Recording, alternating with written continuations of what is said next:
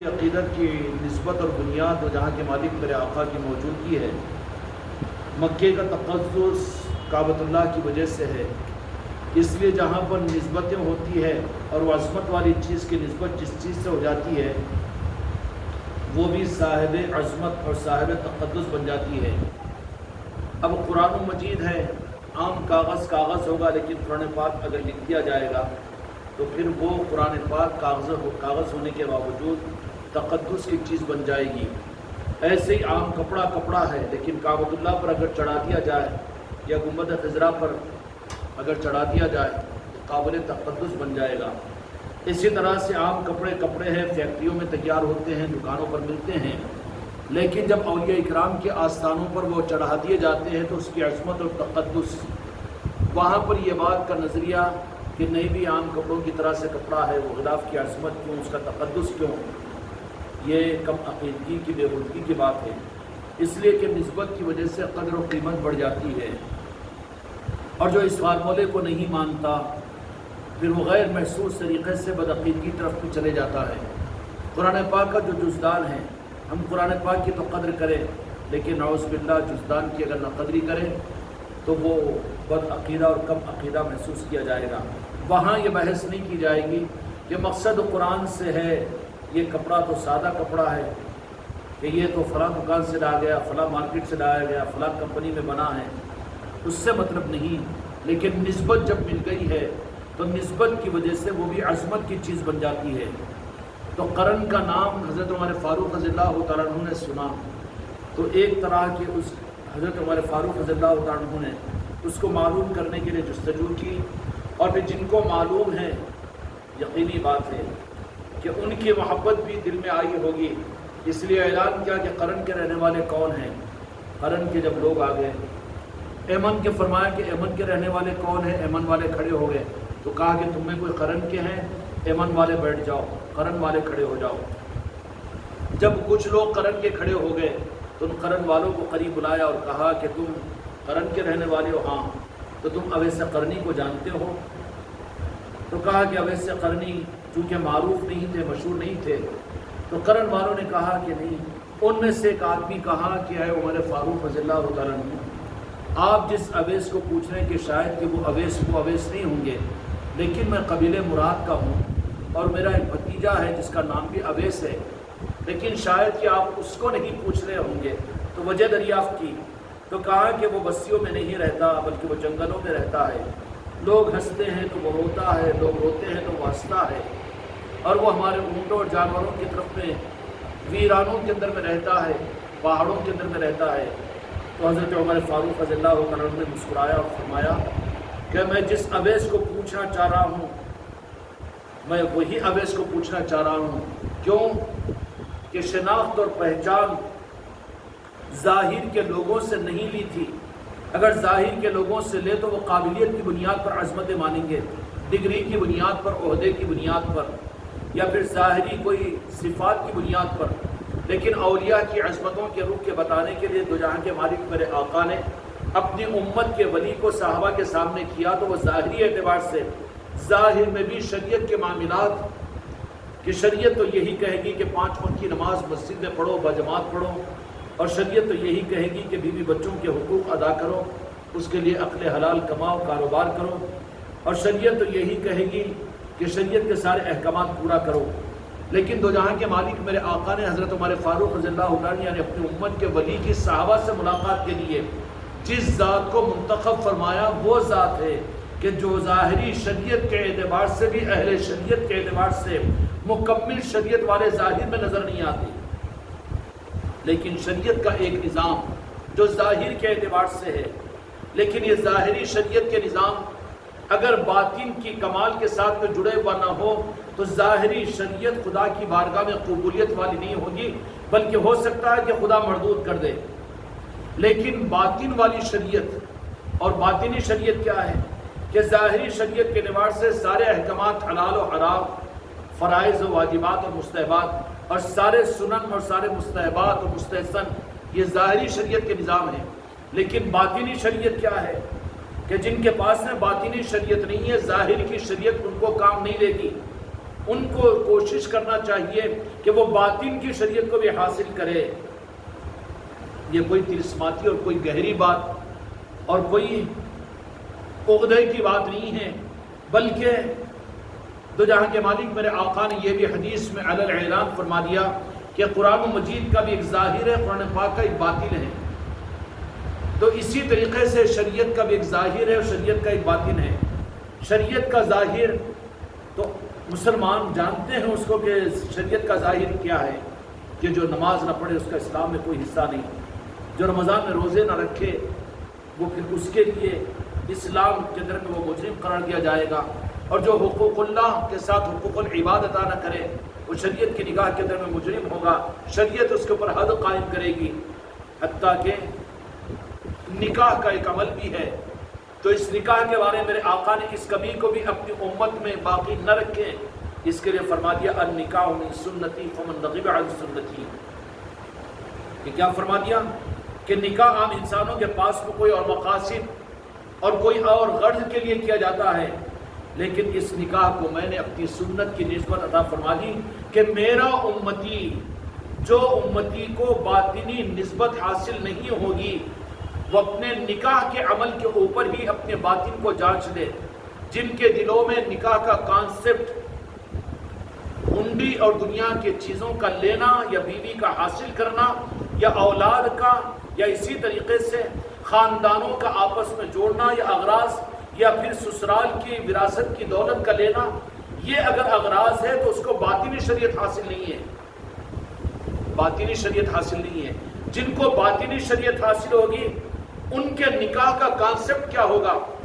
جو باطنی شریعت کو لیے ہوئے ہوں گے ان کے نکاح کا کانسیپٹ یہ ہوگا کہ مجھے بیوی، مجھے بچے، میری نسل چلے، میری اولاد، یہ نہیں ہے میرا مقصد۔ کیوں کہ نکاح کرنے کے بعد میں بھی اولاد سے محروم رہ سکتا ہے، اور نکاح ہونے کے بعد بھی نافرمان بیوی اگر مل جائے تو اس کو اس کی زندگی کی خوشیاں نہیں مل سکتی ہے، اور نکاح ہونے کے بعد میں بھی سسرال کی پراپرٹی کا وراثت نہیں مل سکتی ہے، حق نہیں مل سکتا ہے، وارث تو نہیں بنتا۔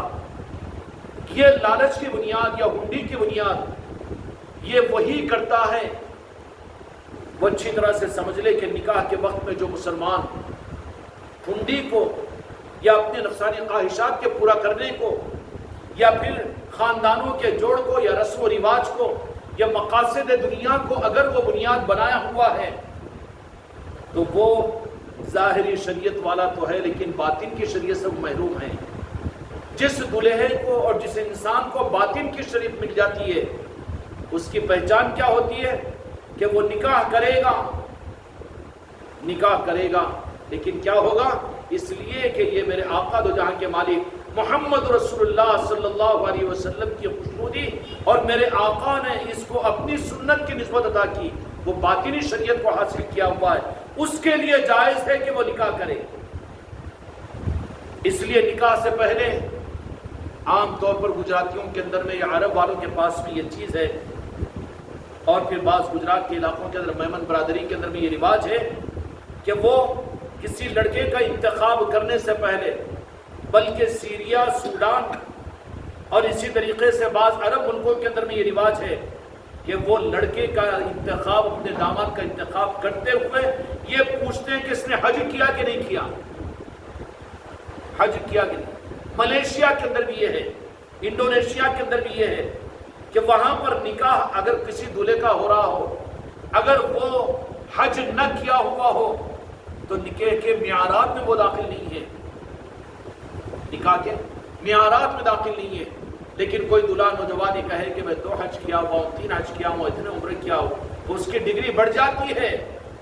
سسرال والوں کے پاس میں۔ یہ معیارات ہے کس بات کے لیے؟ اس لیے کہ لکھپتی کروڑپتی ہے، یہ نہیں۔ بالمقابل اس کے جو ظاہری شریعت والے ہوں گے وہ تو چکنا سسرال ڈھونڈیں گے اور سسرال کے مال پر یقین رکھیں گے اور ہنڈی اور منڈی کی لعنتوں میں پڑے ہوئے ہوں گے، اور یہ سوچے گا کہ وہ تو میری شادی کے، میرے نکاح کا ڈریس میرے سسرے کی کمائی سے آئے اور مجھے پھرنے اور چلنے کے لیے گاڑی بھی سسرے کی ملے، اور زیادہ کم ہو سکے تو ایسا سسرا ڈھونڈوں کہ وہ مجھے مکان بھی دے دے۔ ارے کیا سسرا تجھے گود لے رہا ہے؟ یہ بیٹی پیدا کر کے اس نے ظلم کیا ہے، تو ظالم اور تو ڈاکو بنا ہوا ہے۔ کہ وہ اپنے پیسوں کو جوڑ کر اپنے خون کے پسینہ بنا کر اپنی بیٹی کو پالا، تیری بیوی کو پرورش پایا، اس کی حفاظت کی، اور تجھے امانت کے درجے میں کشتی میں سجا کر تجھے دے رہا ہے، اور تو اس کے اوپر ظلم کے ناخن ٹھوس رہا ہے کہ جوڑا بھی ہو، گھوڑا بھی ہو، اس کے ساتھ میں گھوڑا بھی ہو۔ پھر عزت کی چیز ہے یہ، اہل شریعت سے یہ تو چوک ہو سکتی ہے، یہ معیار اسلام کا معیار نہیں ہے۔ اہل شریعت ظاہری اعتبار سے شریعت کیا ہے، شریعت کا معیار بدل دیے، مسجد میں نکاح ہو جانا چاہیے اور قاضی صاحب نکاح پڑھا دینا چاہیے، اس کے بعد میں اور زیادہ راز نہ کھل جائے اس کے لیے چلو سب کو لے کر چلو فنکشن ہال کو، گھروں پر بھی مت لے کے جاؤ، کیوں فنکشن ہال میں، باہر آؤ، باہر کے باہر چلے جاؤ، عیب نہیں ہے، ضرورت ہے، اس کا انکار بھی نہیں کرتا ہوں میں، لیکن کیا مطلب کیا لیے ذرا وہ زیادہ چھان بین نہیں ہونا نا، اس کے واسطے دلہے کو لے جا کر بٹھا دیتے اسٹیج پر، باراتی رہتے ادھر کھاتے ہوئے، ان کو کھلاتے ہوئے، جاؤ جلدی کھاؤ اور ہاتھ پوچھ کر نکل جاؤ، زیادہ تفصیلات مت معلوم کرو۔ آج سے 25-50 سال پہلے کے زمانے میں رشتہ داریاں جب ہوتی، گھروں میں تقریبات ہوتے، تو پھر ہفتوں تک رشتہ دار آ کر اس گھر کے اندر میں تقریبات ان کی چلتی رہتی اور سارا خاندان جمع ہو جاتا، خوشیاں ملتی رہتی۔ کیوں کہ شادی کے اندر کے جو کارنامے ہیں وہ لوگوں کے سامنے نہیں لانے کے لیے، کیونکہ عورتیں جمع ہوگی تو وہاں پر سارا کھلے جی گی، بات نکل جائے گی سامنے، تو اب لینے والا سمجھی بھی شرم کے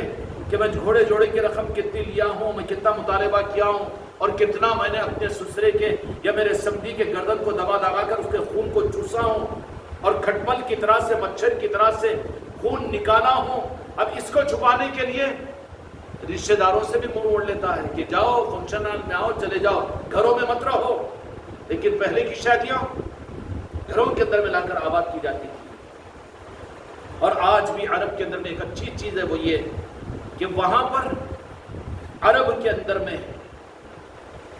یہاں جیسے ہنڈی اور منڈی کے نظام، سارا بوجھ بچی کے سر پر ڈالا جاتا ہے، بچی کے باپ پر، آج بھی عرب کے اندر میں اس بچے کی شادی نہیں کی جاتی کہ جو بچہ خود اپنا گھر بنا کر اپنی دلہن کو کچھ دے کر لاتا ہے، یہاں تو لے کر لایا جاتا ہے نا، اور پھر دعویٰ کیا ہے کہ ماشاءاللہ ہم شریعت والے ہیں، اور مسجد میں نکاح ہو رہا ہے، مسجد میں نکاح کو ڈھانپنے چھپانے کے لیے کر رہے ہو، اپنے گورکھ دھندوں کو اس پر پردہ ڈالنے کے لیے۔ اس کے بھی مقابل کے اندر میں جیسے انڈونیشیا اور ملیشیا کے لوگوں کے پاس سے معیار یہ ہے کہ بچہ حج کیا کہ نہیں کیا یہ پوچھتے ہیں، جیسے یہاں پر کتنا بینک بیلنس ہے اس کا، اس کی کیا ڈگری ہے، اس کی کیا نوکری ہے، کیا کماتا ہے، کیا کھاتا ہے، کتنے مکان ہیں، یہ سب پوچھتے ہیں نا جی۔ ایڈٹ لینے کے لیے آ گیا، ابھی تو بچی کا سسرا نہیں بنا، لیکن اب وہ ساری تفصیل کو پوچھتا ہے، کیوں؟ اس کے حساب سے پھر قیمت طے ہوتی ہے کہ ہمارے بچے کی ڈگری ہے، اس کی یہ ملازمت، اس کی یہ کمائی اور اس کا یہ نظام، تب اس کے واسطے ذرا اچھا بھاؤ لگاؤ، کیوں؟ فربا اور ترا تازہ موٹی کمر کا بکرا ہے، اس کے لیے ہنڈی بھی اتنی ہونی چاہیے، اور پھر فنکشن ہال بھی وہ ہونا چاہیے، اور پھر عقد کا اور ولیمے کے سوٹ کے لیے بھی 1.5 لاکھ روپے ہونا چاہیے، اور وہ ہونا چاہیے۔ یہ ساری کیا گیبلی نہیں ہے؟ اور یہ کن کے ہاتھوں پر ہو رہی ہے؟ اہل شریعت والوں کے ہاتھوں پر، شریعت والوں کے پاس یہ کمی کیوں ہوئی؟ حالانکہ ظاہری شریعت ہے ان کے پاس، لیکن باطنی شریعت کو اگر ان کے پاس میں ہوتا تو ان کا کانسیپٹ اور ان کا رخ اور ان کا وے آف چوائس اور پسند بدل جاتی۔ کیا بدل جاتی؟ کہ نکاح کیوں کر رہے ہیں؟ اپنی نسل کو بڑھانے کے لیے نہیں، خواہشات پورا کرنے کے لیے نہیں، بیوی کو خدمت کے لیے لانے کے لیے نہیں، یا سسرے کی پراپرٹی میں حق لینے کے لیے نہیں، یا پھر بیوی کے جہیز کے لینے کے لیے نہیں، اپنی خواہشات کے لیے نہیں، بلکہ نکاح اس کے لیے کر رہے ہیں کہ تو جہاں کے مالک میرے آقا محمد رسول اللہ صلی اللہ علیہ وسلم نے ارشاد فرمایا النکاح من سنتی، کہ یہ نکاح میری سنت ہے، اور نکاح میری سنت ہے تو میرے آقا نے یہ رخ بھی بتا دیا، میرے آقا نے 11 نکاح فرمائے، اور نکاح کو نکاح کی بنیاد پر، اور امت کے لیے فرمایا کہ تمہارے لیے چونکہ قیامت تک کے لیے اسلام کے اندر میں انسانیت کے لیے کوئی تنگی نہیں ہے، کہیں پر امت کا گلا پھنسنا نہیں چاہیے، پھانسی لگنی نہیں چاہیے، اور یہ کورٹ اور کچہریوں کے اور دنیا کے ظلمتوں اور دنیا کے قانون کے شکنجے میں نہیں آنا چاہیے۔ اس کے لیے یہ گنجائش بادلانہ خاصہ رکھی ہے کہ اگر کسی بیوی کے ساتھ میں اگر نبھاؤ نہیں ہو رہا ہے تو اس بیوی کا حق یہ ہے کہ اس کا حق ادا کرو، اور شوہر کے اوپر اس کا حق یہ ہے کہ اس کے مزاج کے مطابق وہ ٹیڑھی پھسلی سے پیدا ہوئی ہے، اس کی نازبرداری کو برداشت کرو۔ لیکن ایک وقت زندگی میں وہ آ جاتا ہے کہ آخری درجے کے اندر میں نکاح کی وجہ سے اس کی زندگی بھی پریشان ہوتی ہے اور پھر شوہر کی زندگی بھی خراب ہوتی ہے، تو اسلام نے اس بات کی گنجائش دی ہے۔ اور پھر اس کے بارے میں دو جہاں کے مالک میرے آقا نے فرمایا کہ جائز چیزوں میں سب سے زیادہ ناپسندیدہ چیز کہ گنجائش تو ہے، کر سکتا ہے، لیکن اس کرنے پر عرش الہی تھرا جاتا ہے، وہ ہے طلاق۔ اور جو طلاق کو جانتا ہو تو نکاح ہی نہیں کرنا، کیوں؟ وہ تو اللہ کی بندی ہے، اور پھر اس کا حق مارنا، تو پھر تو بھی تو سن کے تیرا بھی کوئی بادشاہ، تیرا بھی کوئی خالق و مالک ہے، تو اگر اپنے ماتحت کو اگر پریشان کرے گا، اس پر ظلم کرے گا، تو پھر اس کا رب اگر تجھ پر آ جائے غصے میں، تو پھر تیرا کیا ہوگا، تیری نسلوں کا کیا ہوگا، اور تیری زندگی کا کیا ہوگا، تیری آخرت کا کیا ہوگا۔ اس لیے گنجائش تو رکھیے کہ جہاں پر کوئی صورت نہیں ہے تو وہاں پر تو یہ اختیار کیا گیا ہے کہ پھر الگ ہونے کے لیے ان کا حق ان کو دے کر پھر زندگی کے اندر میں پھر سے دوسری خوشیوں کو لے لو۔ یہ اسلام کی خاصیت اور خصوصیت ہے، یہ اس کے لیے نہیں کہ سنت یہ نہیں ہے کہ کوئی مسلمان 4 شادی کرے، یہ غلط چیز ہے یہ، بلکہ شریعت تو یہ کہتی ہے کہ ایک سے بھی اگر کر رہے ہو تو پوری اتنی ہمت کے ساتھ میں اس کی ناگواریوں کو برداشت کرنا، اس کا نفقہ دینا، اور اس کے ناپسندیدہ چیزوں سے اعراض کرنا۔ اگر 69 غلطیاں بھی ہیں، ایک خوبی ہے، تو ایک خوبی کو سامنے رکھ کر زندگی کو نبھاؤ۔ اور وہ عورت ٹیڑھی پسلی سے پیدا ہوئی ہے، یہ نہیں کہ اس کو غر غر ہمیشہ کر کے دباتے رہو اور اپنے پاؤں کی اور جوتیوں کا چپل بنا دو اس کو، بالکل نہیں، اسلام میں اس کی کوئی اجازت نہیں ہے۔ وہ شریک حیات ہے تمہاری، اس کا حق ہے تمہارے اوپر، تمہارے ماں باپ ہے، لیکن تم نے بہت نبھانے کی کوشش کی، لیکن تم اسلام کے قانون کے مطابق، شریعت کے مطابق اپنے بیوی کو یہ نہیں کہہ سکتے۔ ترغیب دو، معاشرے کے اندر میں ایسی تربیت کرو اور ان کو نسبتوں سے جوڑو، اپنی بیویوں کو، اپنی عورتوں کو اور اپنی بچیوں کو باطن کی شریعت پہلے اختیار کرواؤ، شادی سے پہلے باطنی شریعت، تاکہ ظاہری شریعت کے اوپر عمل کرنا ان کے لیے آسان ہو۔ دلہے کو بھی نکاح سے پہلے،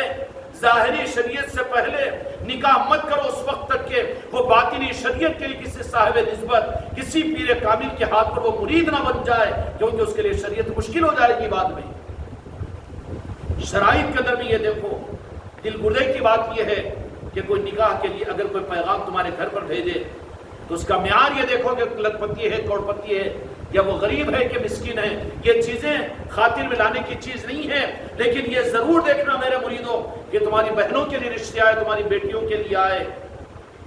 یا تم کسی بچی کے پاس میں رشتہ لے جاؤ تو یہ دیکھنا کہ باطنی شریعت کے لیے، کیا باطنی شریعت اس کے پاس میں ہے کہ نہیں ہے، وہ کسی کامل پیر کا مرید ہے کہ نہیں، وہ مریدہ ہے کہ نہیں، یہ معیار بناؤ، اس لیے کہ تمہاری زندگی پھر سکون کے ساتھ میں گزرے گی۔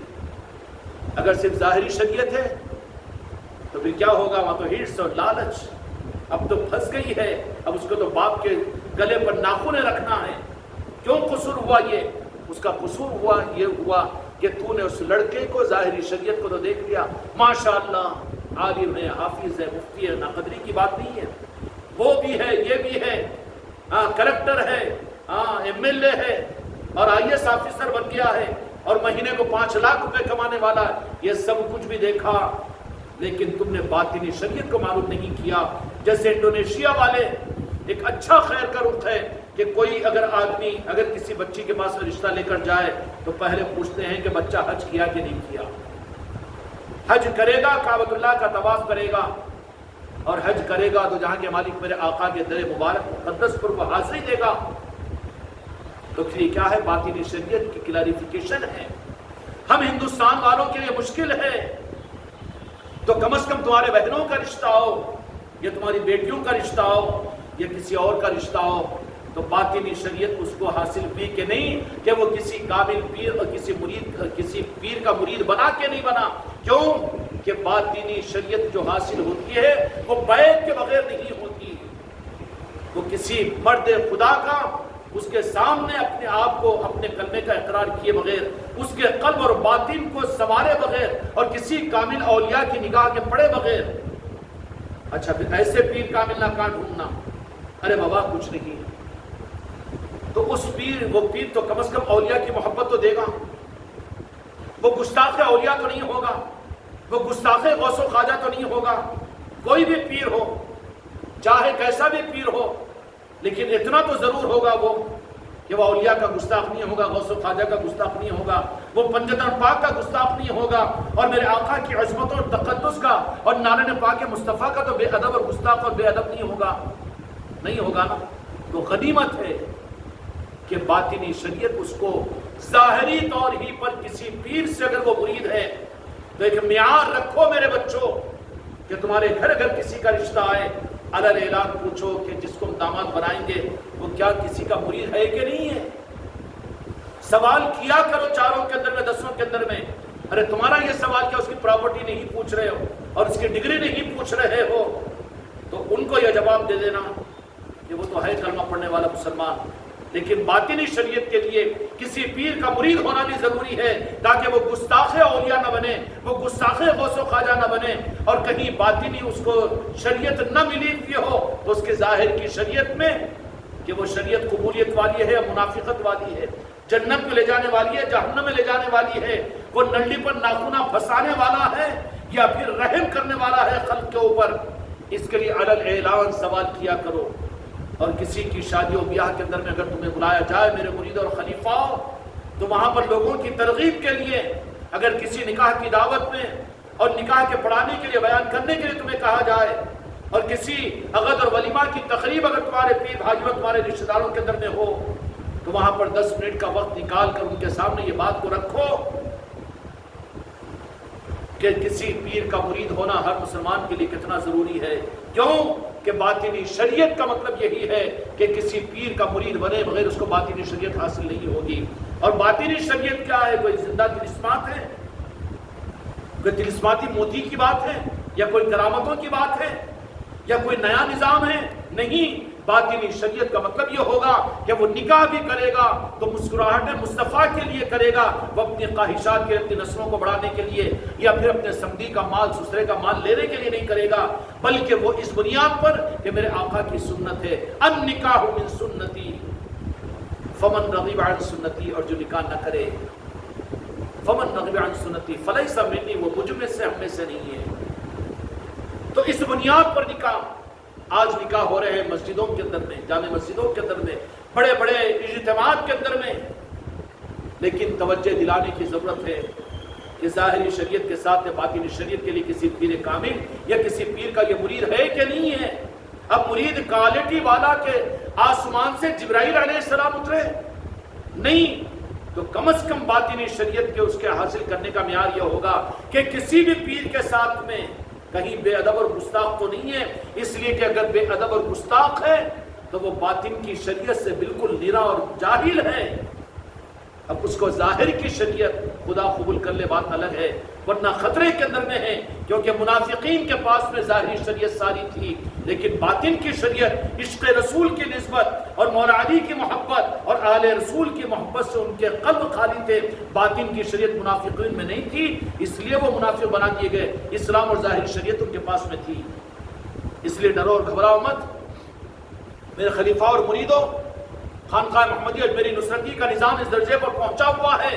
کہ لوگ تمہارے وجود کو اور تمہارے آنے کو دیکھ کر برکت کا باعث سمجھ رہے ہیں. لوگ تم کو اپنی شادیوں میں بلائیں گے، اپنے نکاحوں میں بلائیں گے اور اپنی بچیوں کے اور اپنے بچوں کی بات چیت میں بلائیں گے. بلایا تو جانا چاہیے، جانے کے بعد میں مسکراتے ہوئے شرمندہ ہو کر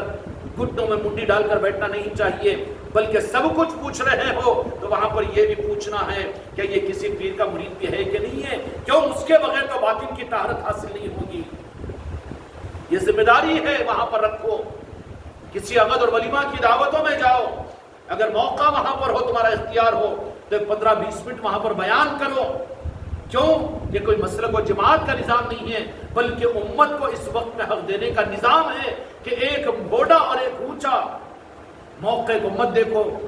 اور موقع شناسی مسئلہ شناسی کی حماقت میں مت جاؤ، بلکہ اعلان کر دو وہاں پر کہ پیری مریدی بھی ضروری ہے، کوئی عبث اور بیکار کام نہیں ہے۔ قرآن و حدیث میں اس کی ترغیب دی گئی ہے۔ کیا دلہے میاں کے باپ، کیا تم بھی کسی پیر سے مرید ہے کہ نہیں ہے؟ نہیں ہے تو دین میں اور شریعت میں، تمہاری شریعت میں یہ کمی ہے، اس کو بھی پورا کر لیجئے۔ جیسے کہ میں نے عرض کیا کہ جن کو باطنی شریعت حاصل ہوتی ہے وہاں پر تو یہ دنیا کے نظام ان کے پاس میں رہتے ہی نہیں ہے، بلکہ دلہے کا نظریہ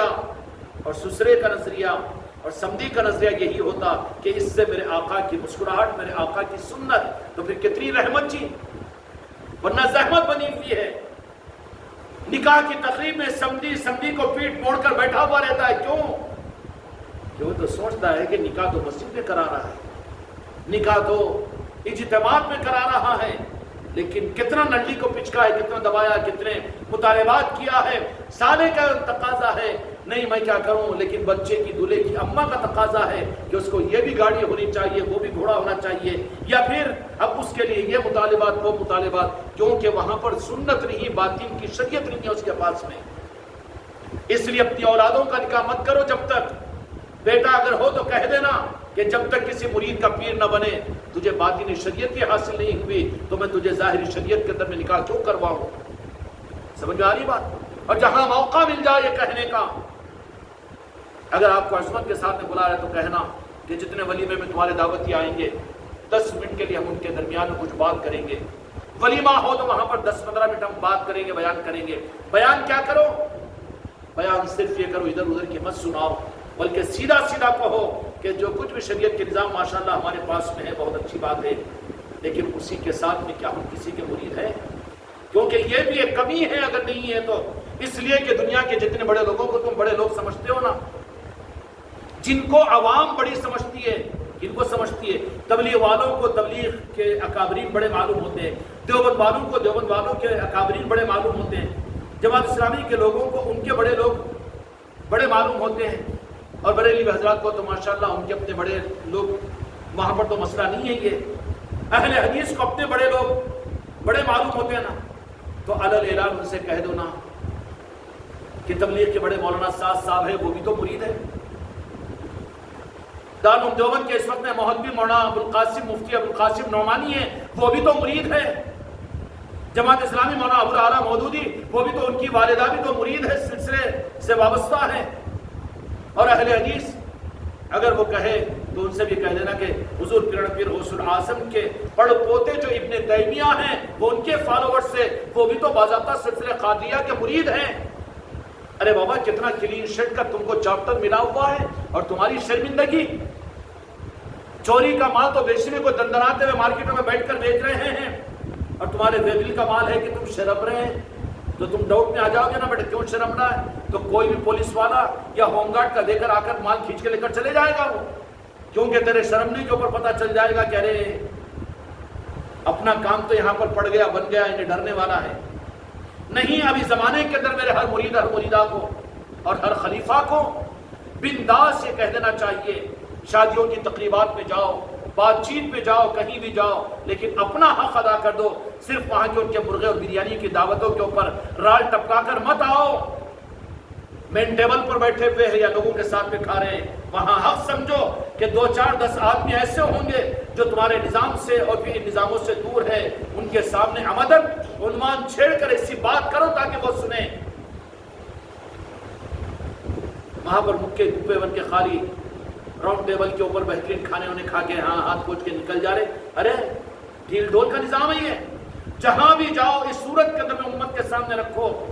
کہ تمہیں کسی نہ کسی پیر کا مرید ہونا ضروری ہے۔ کہہ دو کہ تم جس کو اپنا بڑا سمجھتے ہو مولانا سعد صاحب، وہ بھی تو مرید ہے مولانا افتخار الحسن صاحب کے، پھر کسی تبلیغی کو گنجائش ہوگی؟ کوئی بھی علامہ مولانا کیوں نہ ہو، ہم ان کو فالوور ہیں بھائی۔ مولانا مصطفیٰ صاحب مظاہری ہم نے کہہ دیا کہ وہ بھی سلسلے میں داخل ہے، سلسلے چشتیہ سے ان کا تعلق ہے، وہ بھی مرید ہے، مرید بناتے ہیں، وہ عادل آباد میں نہیں بناتے ہوں گے، ان کی حکمت ہوگی۔ کسی بھی عالم کے بارے میں کوئی کہے تو جتنے بڑے علماء ہیں وہ سارے کے سارے اپنی ذات سے کسی نہ کسی پیر کے مرید ہوتے ہیں، ایسی کوئی بات نہیں۔ علامہ مولانا ابوالعلا مودودی کی والدہ خود حاجی امداد اللہ مہاجر مکی رحمۃ اللہ علیہ کی مریدہ تھی 92 سال کی عمر میں، اور اہل حدیث بھی جو انکار کریں گے نا تو سمجھ لینا کہ وہ بھی سلسلہ قادریہ کے ابن تیمیہ پیران پیر غوث الاعظم کے مریدوں میں تھے، ان کے پوتر مرید تھے۔ کتنا حق کا لیسن ہے تمہارے ہمارے پاس میں۔ خانقاہ محمدی اجمری نصرتی کی یہ دعوت کہ ہر مسلمان کو بنداس دعوت دے دو کہ تم مرید بنے کہ نہیں بنے تو یہ کمی کو دور کر لو مرنے سے پہلے، کہیے علی الاعلان۔ اس معاملے میں کوئی مفاہمت اور خاموشی اور سکوت تمہارا جرم ہوگا، کیونکہ باطنی شریعت کو حاصل کیے بغیر اس کا نکاح مت کرو، سمجھاؤ ان کو۔ اور باطنی شریعت کیا ہے؟ باطنی شریعت صرف یہ ہے کہ رضائے مصطفیٰ کے میرے آقا کی خوشنودی۔ جن کو باطنی شریعت حاصل نہیں، ان کی ظاہری شریعت قبول ہو نہ ہو کوئی بھروسہ، کوئی گارنٹی نہیں۔ اور باطنی شریعت کے لیے میرے آقا کی مسکراہٹ، میرے آقا کی خوشنودی، النکاح من سنتی، کیونکہ نکاح میں کانسیپٹ سسرے کی پراپرٹی کا لینا نہیں ہے، یا اپنی نسل کو بڑھانا نہیں ہے، اپنی خواہشات کو پورا کرنا نہیں ہے، یہ سب رانگ کانسیپٹ ہے۔ اصل بنیاد کیا ہے؟ جن کو باطنی شریعت حاصل ہوگی، اس لیے کہ اس نکاح کے عمل کو میرے مصطفیٰ نے اپنی نسبت عطا کی ہے، اس کے لیے میں نکاح کر رہا ہوں۔ اور جس کی نسبت خدا کی قسم، نکاح کی نسبت میرے آقا کی مسکراہٹ سے جڑ جائے، نالے پاک مصطفیٰ سے، خدا کی قسم اس کی نسلوں کے اندر میں رحمت والے پیدا ہوں گے، اس کی زندگیوں میں خوشگواریاں آئیں گی، ان کی زندگیوں کے اندر میں بہاریں آئیں گی، خاندانوں کے اندر میں بہاریں آئیں گی۔ اور ایسے باطنی شریعت کے رکھنے والے جب نکاح کریں گے تو پھر ان کے نکاح کی وجہ سے امت میں ان نکاحوں کے جوڑوں سے اولیاء پیدا ہوں گے، ورنہ غنڈے پیدا ہوں گے۔ سسرا اتنی پراپرٹی لیا، تب اس کا بیٹا تو اور بڑے گیملر کو ڈھونڈے گا، جا کے داؤد ابراہیم کے پاس میں نکاح رشتہ بھیجو، کیوں کیا آ جانا بلیک اور وائٹ گنڈوں کو ڈھونڈے گا، وہ ولایت کہاں ملے گی؟ نسلیں برباد ہوگی۔ اس لیے سوال کیا کرو، بیٹی کی نہیں ہے بھائی رشتے کی بات ہو رہی ہے تو کہنا کہ باطنی شریعت کے لیے کوئی نسبت بھی ہے کہ نہیں ہے، مریدہ ہے کہ نہیں ہے، وہ اور کوئی عیب کی چیز نہیں ہے،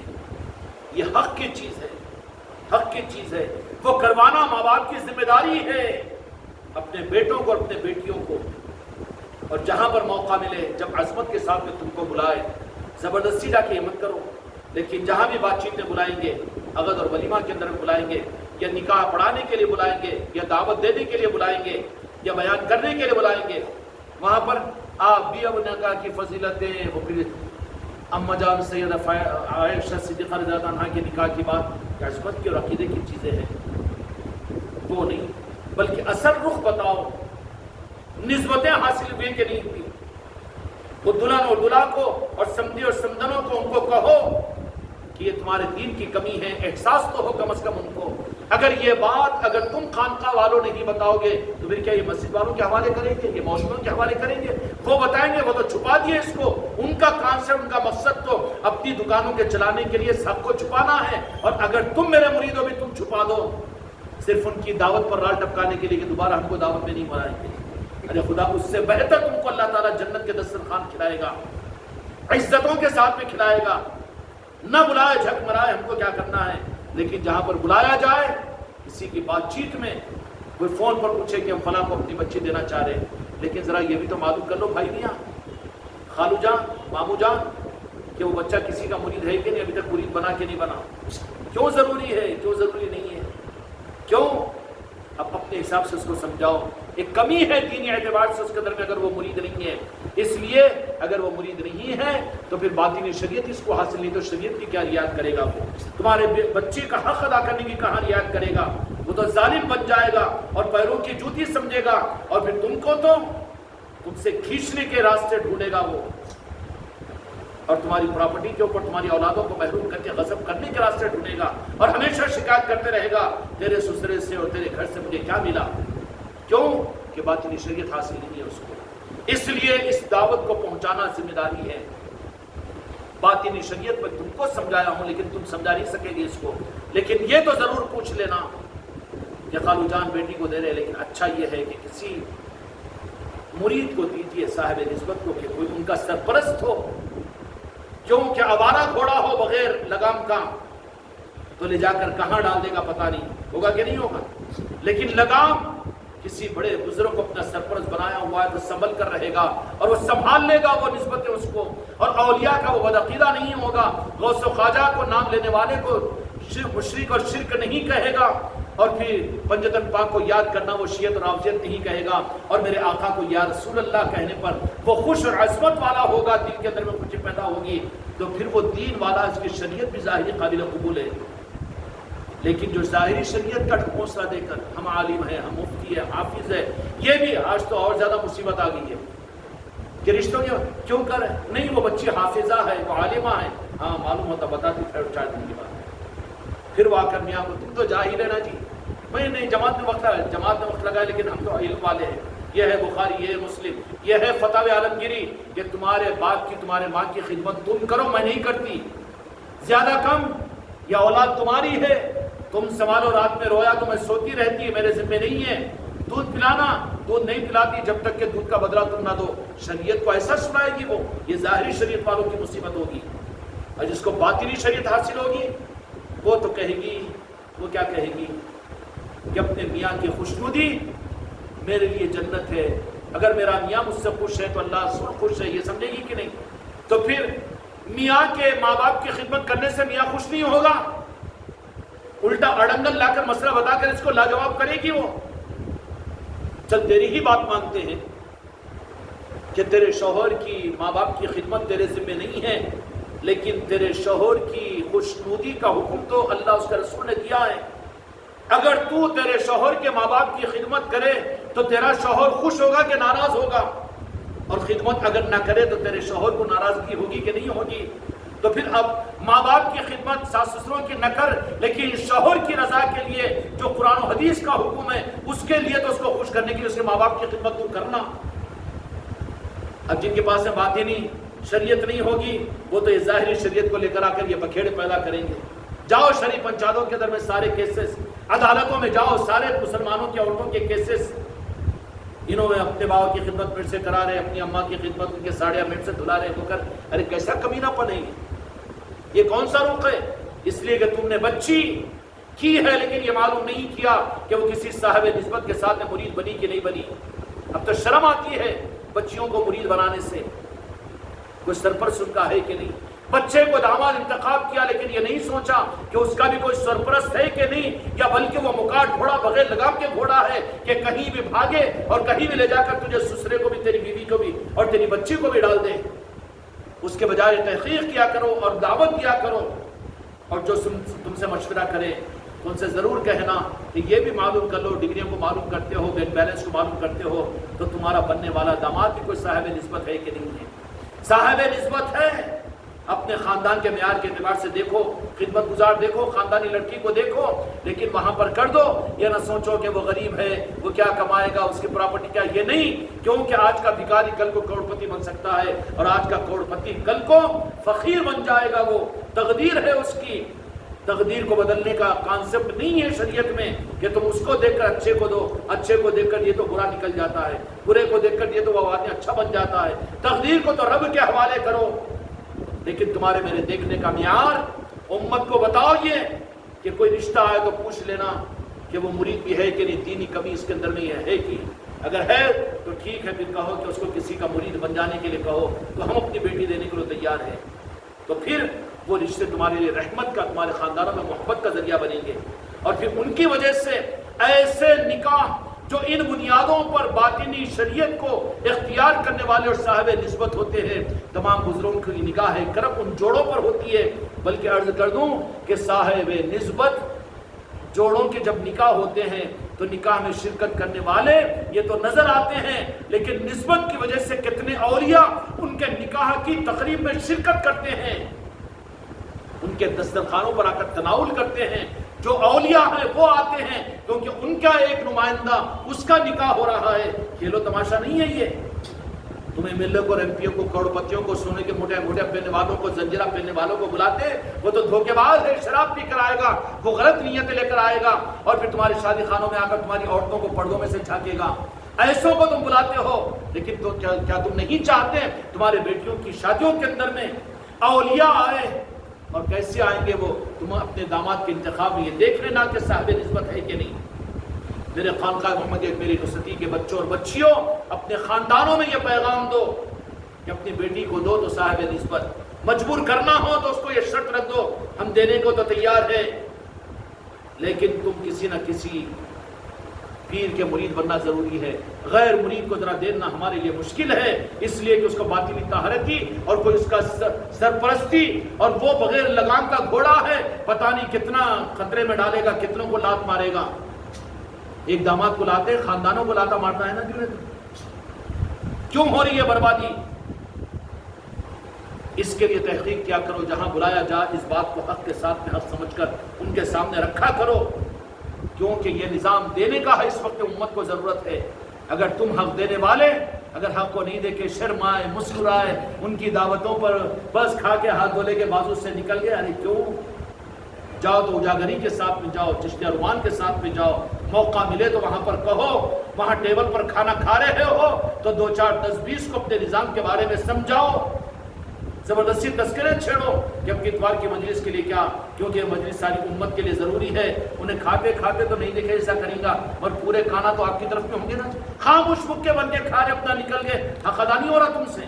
کئی کو جا رہے ہو اپنی دعوتوں کے اندر میں، تم دعوت میں جاؤ کہ میت میں جاؤ، تم اگر میرے مریدین ہو اور میرے مریدہ اور میرے خلیفہ ہو تو وہاں حق ادا کرنے کا موقع تلاش کر کے حق کو ادا کرو، تاکہ تمہارا شمار بھی اللہ کے محبوب بندوں کے نظاموں کو اجاگر آگے بڑھانے والوں میں شمار ہو۔